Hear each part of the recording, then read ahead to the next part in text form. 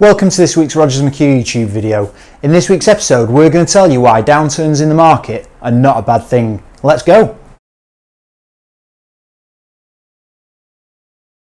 Welcome to this week's Rogers McHugh YouTube video. So in this week's episode, we're going to be talking about why downturns in the market are never a bad thing. And it kind of leads on really from the first 6 months of 2024. So we're filming this in July. The market does seem to be having a bit of a resurgence and picking up, but you know, there's been quite a lot going on over the last sort of 12 months that meant that the very back end of 2023 and certainly the start of 2024 for recruitment in general doesn't seem to have been as buoyant as it has been in the past. And you know, there's many factors for that. You know, we've had very high inflation, interest rates obviously going up from record lows. So there has been sort of external factors, and obviously coming out of COVID, recruitment was booming and was very buoyant. But there has been a change, and obviously we specialise in construction recruitment, but speaking to other business owners in recruitment, there seems to have been a sort of sticky period at the start of 2023 for the first 4 or 5 months within recruitment generally. But I wanted to talk today about why I don't believe that's necessarily a bad thing.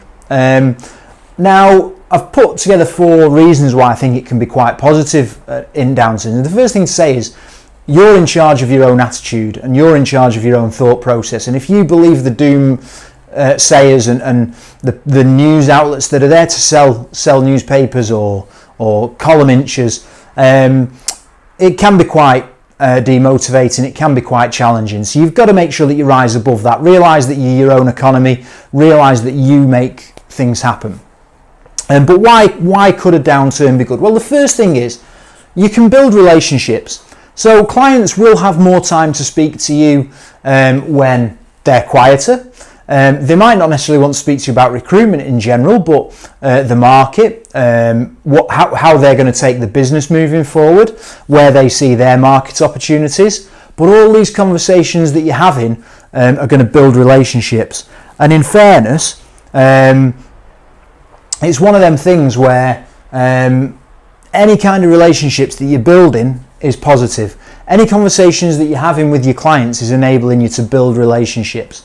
And ultimately, you want as many conversations as you can possibly have. And obviously downturns provide that opportunity. It may well be that in busy periods you feel like you've got great relationships because they're speaking to you all the time, but it's very fast, it's very matter of fact, it's very transactional. And you can get into the weeds of the business a bit more, in my opinion, when they're not quite as busy. You can start helping them potentially strategize about the market and give them ideas on what you're seeing in the market.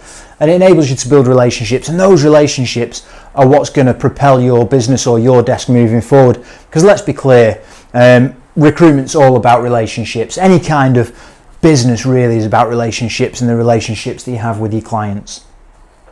One thing that people forget is that the effort that you put in now will yield future results.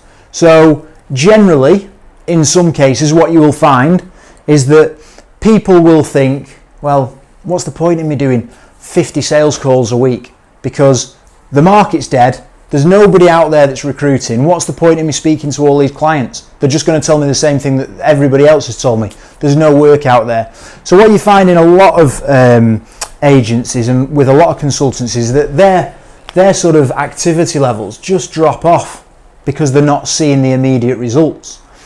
If you're putting the effort in now to have those conversations, to build those relationships, and you keep your effort consistently high, that effort that you're putting in now to go and see the clients, to have those conversations, to build those relationships, will yield future results. So you might not see it immediately, but 6 months down the line, as the market starts to come out of the little dip and it starts to pick up again, when these guys have then got to start upping their activity levels, you're still at that consistent level and you've done all this work that they've not done. Going, seeing the clients, speaking to the clients, building relationships with the clients, that's going to yield future results. And ultimately, that's what's going to generate the revenue moving forward for your desk that's going to make you a high performer. So don't drop your effort because the market gets tough. If anything, if you at this point start increasing your effort, you're pulling yourself further away from the competition. You're standing out even more. You're giving yourself more of a head start, and you'll get those results in the future as the market picks up. The fourth thing, the market's cyclical. There's always booms, there's always busts, there's always ups, there's always down. The stock market will go up, the stock market will go down. Your pension fund will go up, it'll come down. House prices will go up, they'll come down. Recruitment will be buoyant, it'll be quieter. It's cyclical. You've got to make sure that you're in it for the long haul, that you get through the down times, the first 6 months of this year, that you're in there with a fighting chance when it picks back up again. So in 2008, in the credit crunch, there was loads of people laying off staff. 2020, when COVID hit, loads of companies, loads of recruiters, recruitment companies laying off staff left, right and centre to cut the cost quite quickly. The market actually bounced back really quickly, and they couldn't then attract the recruiters to join them. The people that retained the staff maybe put them on furlough where COVID was concerned and were able to then bring them back in quickly.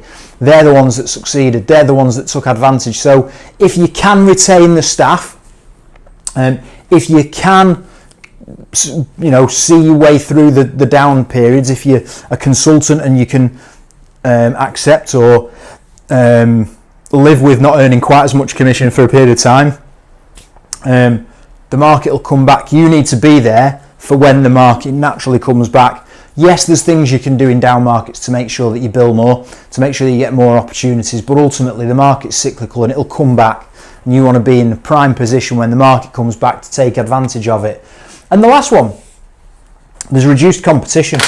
So how many consultants in a down market, trainee consultants, consultants that have been in the game a couple of years, that may not have known difficult times, that have only really come into recruitment in a buoyant time, they've not had to do any sales, they've filled jobs, they're effectively a 180 recruiter, they don't have the skills to do the 360 when times get a bit tough, and they think, do you know what, this isn't for me, I'm going to leave the market, I'm going to go and do something else, this internal recruitment, or whatever it might be, out of the industry completely, this isn't for me.